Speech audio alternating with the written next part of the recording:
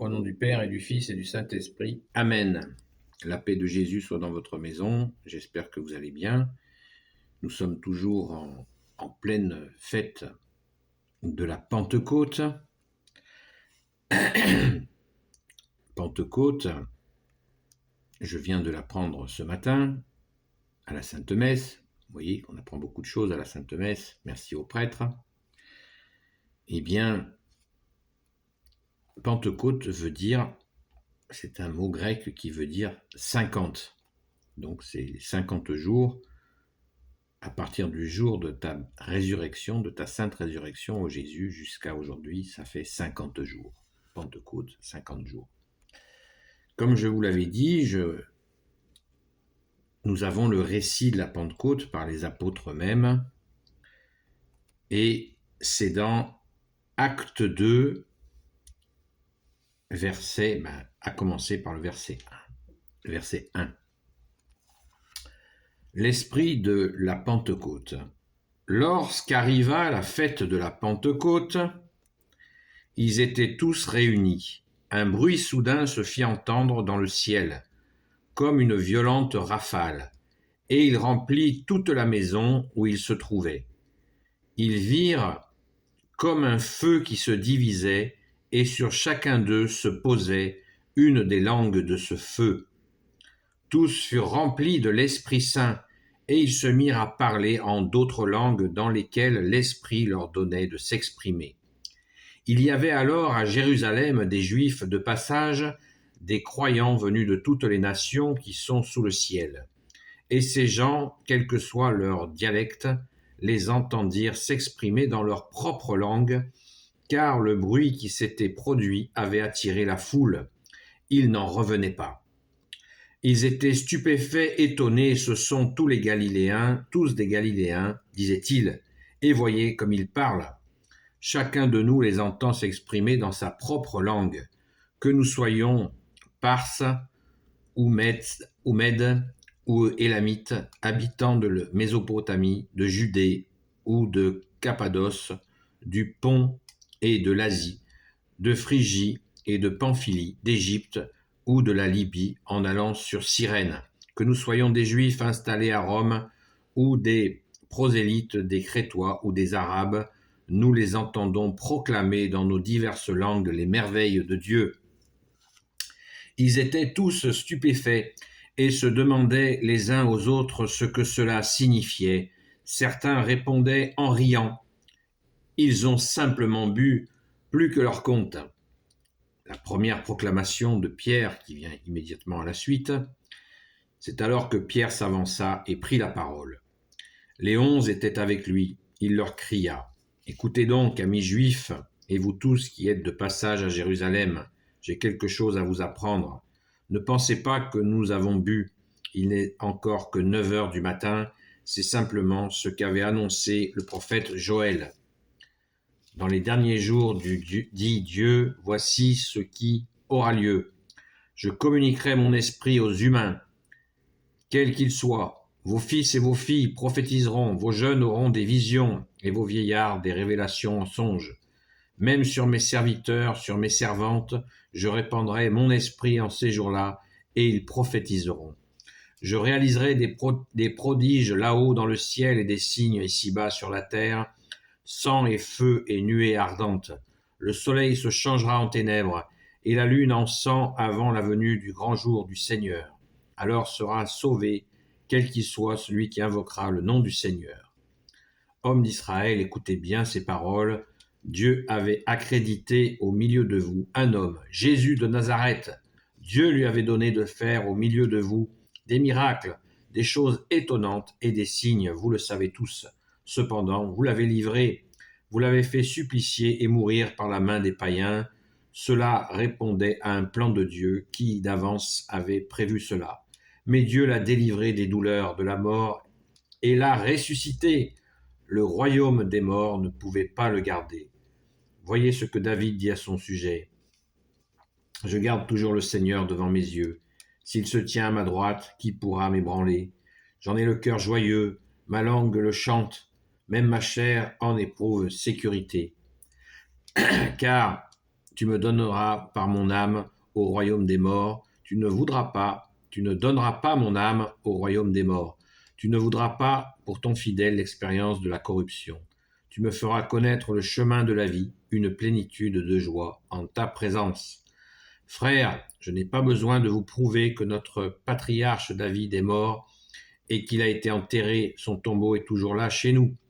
Mais il était prophète, Dieu lui avait juré qu'un fils de son sang régnerait sur son trône, et sachant cela, quand il parlait de ne pas rester au pouvoir de la mort et de ne pas connaître la corruption de sa chair, il avait en vue la résurrection du Messie. C'est ainsi que Dieu a ressuscité Jésus, nous en sommes tous témoins. Une fois élevé à la droite de Dieu, Jésus a reçu du Père le don qu'il promettait, c'est-à-dire l'Esprit Saint, et il l'a répandu. C'est ce que vous venez de voir et d'entendre. Alléluia. Merci Jésus. Acte 2, versets 1 à 33. Merci Jésus. Alléluia.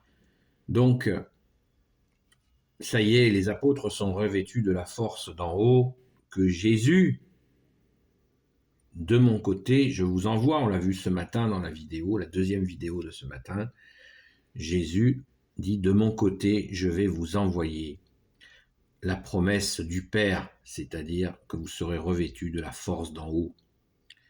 Les apôtres, les saints apôtres sont revêtus de la force d'en haut qui va leur donner capacité à faire la même chose que Jésus.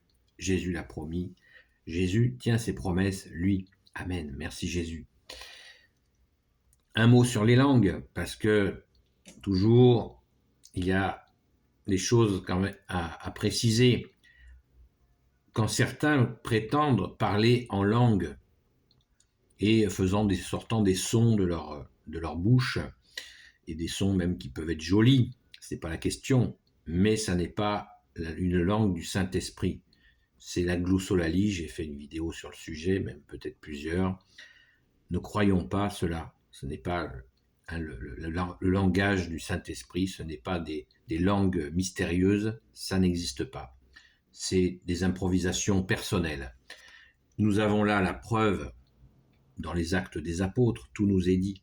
Il s'agit bien de langues connues. Nous avons même la liste des gens, de ces nations qui entendent ces langues que parlent les apôtres, alors qu'ils n'avaient aucune formation pour parler ces langues.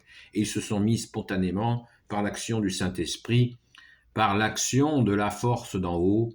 Merci Jésus, par ta grâce, merci à ton Père très bon, merci à l'Esprit Saint, à s'exprimer dans des langues étrangères. Et c'est ce qui a fait dire à certains qu'ils avaient bu un coup de trop, parce qu'ils étaient dans une joie infinie. Merci Jésus.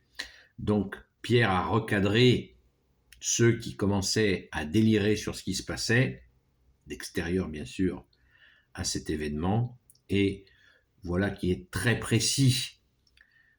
Saint Pierre va puiser dans l'Ancien Testament pour parler aux Juifs, pour leur faire comprendre que c'est une continuité et qu'il faut accepter le Messie, lâcher l'orgueil et accepter le plan de Dieu, le plan du Père, du Fils Jésus et du Saint-Esprit qui se déroule.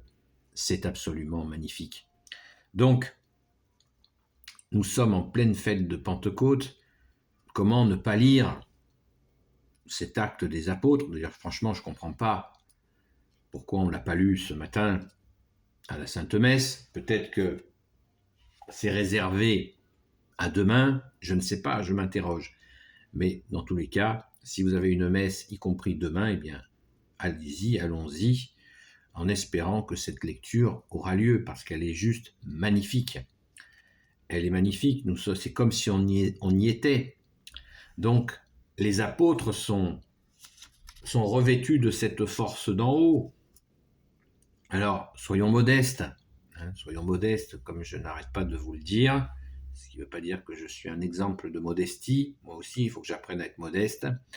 Nous avons tous à apprendre à être modestes, car vous le savez, Dieu le Père, Dieu le Fils, Jésus, Dieu le Saint-Esprit n'aiment pas les orgueilleux. Donc, il nous faut nous apprendre la modestie. Et c'est Jésus qui distille l'Esprit Saint. Même quand l'Esprit Saint a été préparé par le Père, Jésus dit « De mon côté, je vous enverrai la force d'en haut que le Père vous a promis pour vous. » Donc Jésus est le dispensateur des grâces. Et c'est quelque chose qu'il faut vraiment intégrer. Et je ne peux que vous supplier de l'entendre. Parce que, encore une fois, on essaye de... les apôtres, dans ce qui est arrivé, n'ont pas fait de prière à l'Esprit Saint. C'est venu par Jésus. Jésus leur a dit, c'est prêt, c'est pour vous, le Père l'a prévu, et de mon côté, je vous l'envoie.